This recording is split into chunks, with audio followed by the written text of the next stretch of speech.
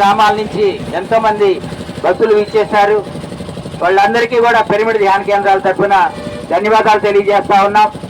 మరి అమ్మవారి తిరునాళ్ళు అనగానే మనందరూ తెలుసు, అమ్మవారి కృపకు పాత్రలు కావాలని మనందరం కూడా పాలు పొంగళ్లతో గారెలు బూరెలతో అమ్మవారికి సాత్విక ఆహారాన్ని ప్రసాదంగా ఇచ్చి మరి మన పిల్లలు, మన పశుపక్షాదులు, పాడి పంటలు మనము అందరం కూడా బాగుండాలి అని కోరుకుంటా ఉంటాము.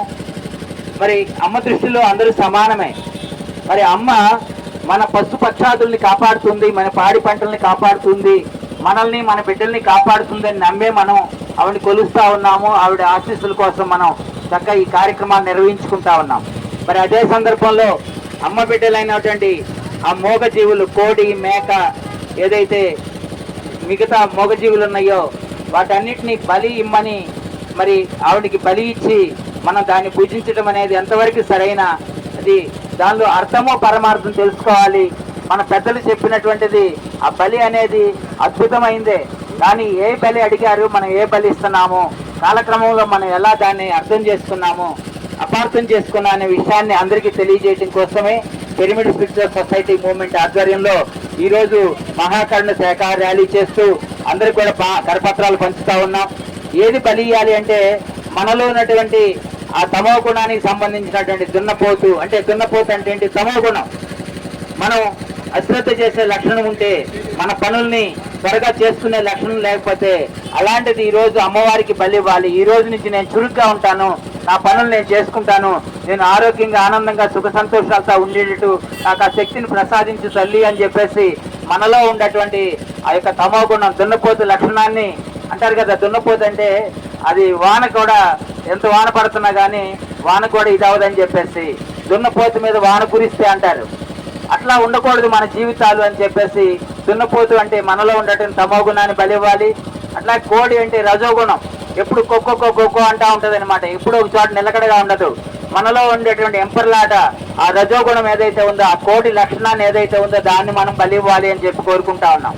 ఎందుకంటే మనకి మరి పిఠాపురం వెళ్తే కుక్కుటేశ్వర స్వామి అని చెప్పేసి ఆ కోడిని పూజిస్తూ ఉంటాము.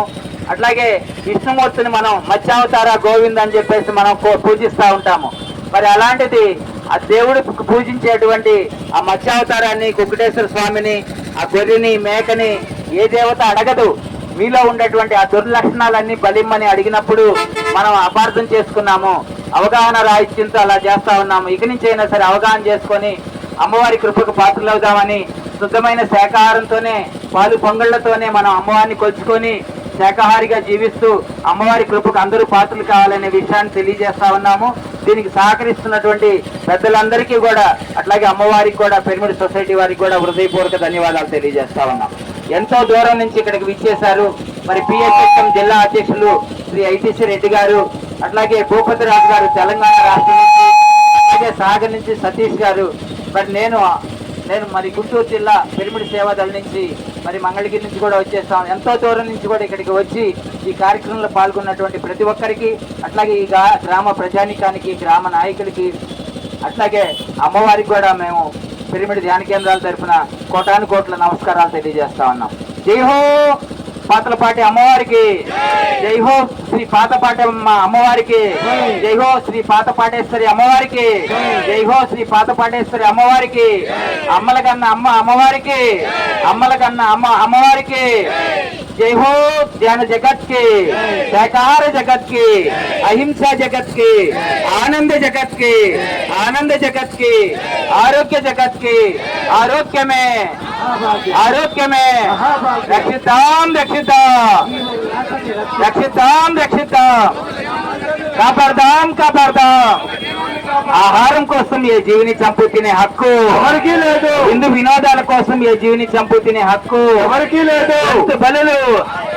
జంతు బలులు ఆపేయాలి, జంతు బలులు ఆపేయాలి. జై హో పితామహ పత్రిజీ. Thank you.